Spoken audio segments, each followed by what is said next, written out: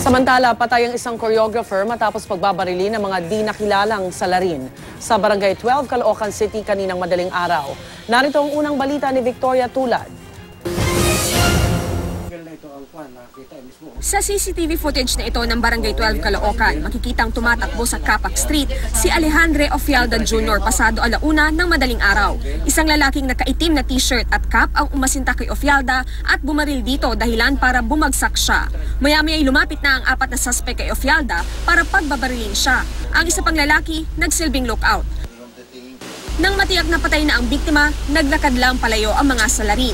Naka-t-shirt, sando at cap ang mga lalaki. May mga nakatakip ng panyo ang mukha para di makilala. Sabi ng kaibigan ni Ofialda, taga Fairview, Quezon City ito at nakikipiesta lang.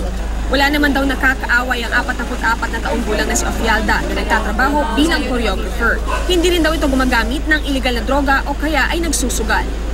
Mabait po yan, ma'am. Di yan lumalabas ng bahay. Ang ahilig lang po talaga yung magsayaw. Ayon sa mga pulis, walang nakuhang droga sa biktima. 4 na basyo naman ng di patukoy na kalibre ng baril ang nakuha sa crime scene.